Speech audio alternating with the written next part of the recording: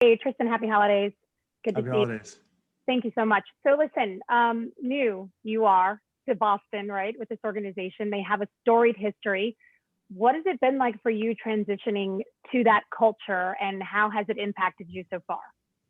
I think it's exciting. I think it's only right, my 10th year in the league to start a new chapter. Of course, I've had some amazing years in Cleveland, but this chapter of my life being in Boston and, like you said, joining a historic franchise that's about winning. And it's not just, the Celtics. I think it's the city of Boston. This city's built on winners, whether it's, football, baseball, basketball. They expect a competitive team and play at a high level. And that's my DNA. So I'm excited. We got a great group of guys, and we have a lot of potential. And, seeing how they finished last year, if I can come in and help them and help, teach these guys what I've learned from the great players I've played with in the past, that's what I'm here to do. Mark Murphy. Hey, Tristan. In your workouts, have you been able to basically do everything you would normally do? Yeah, I've been going through my routine, especially game day. I got a strict routine, and being 10 years in, I'm a creature of habit. So I got my checklist of what I like to do day of a game.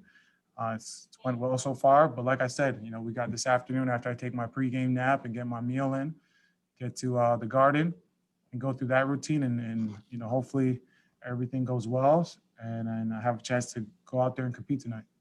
Okay, just one other question. You've been able to sample the fake crowd noise that they do at these games. Does that serve any benefit for players? I mean, a live crowd is one thing, but the piped in sound, is there any benefit? I mean, I didn't get to play in the bubble, and then of course not playing these 2 preseason games. So I don't know that, watching on TV and sitting there on the sideline last game, of course we miss having our fans in there. I think nothing will ever compare to them. But I think the nature of us athletes, I think once the game starts going and you're getting up and down, I think you almost lose sight of that. Once you start playing, going up and down, setting screens, rolling, defending, playing at a high level, I think you almost forget about not having the fans. But of course, I wish, especially for me, my first year here in Boston, I would love to have the fans there. So, whether it's get a dunk or a block or dive into the crowd, might have some beer spilled on me. I miss those times. Last couple of questions. We'll go to Abby Chin.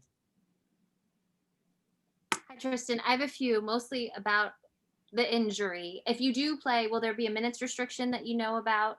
Does it matter to you if you start or come off the bench? And then finally, just how itchy are you to get out there and play, having not been in the bubble, having not played since March, and how excited are you to get this going?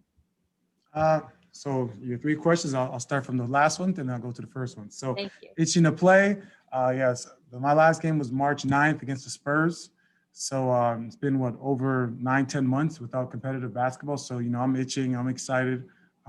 Obviously with this long layoff for myself, after a while it gets, you get a little crazy and you get kind of bored of just keep doing the same thing, whether it's working out with your trainer in the weight room or on the court. It's about time to get some live action. So I'm excited about that. In terms of starting or coming off the bench, at the end of the day, I'm about winning. I'm about how can I win and be an asset to this team to be successful. So whatever position coach wants me to be in, I accept any role, and I've done it before, whether it's starting, playing at a high level, or coming off the bench, being productive. I've done it at the highest of highs. So whatever Coach Stevens wants me to do to help this team win and play at our max potential, I'm all about that.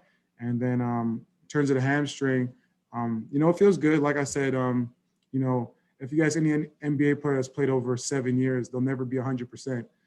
So as you get older, you go from like 90 is the new 100. So for me, like 92 is the new 100%. So I feel good. I'm competing and going up and down with the guys 5-on-5 action. So as long as I check those boxes off with the training staff, they want to make sure that nothing lingers. So if they feel good about it, I trust them, and I'll be out there. All right, we'll wrap it up right there. Thanks, Tristan. All right, thank you guys. Happy holidays.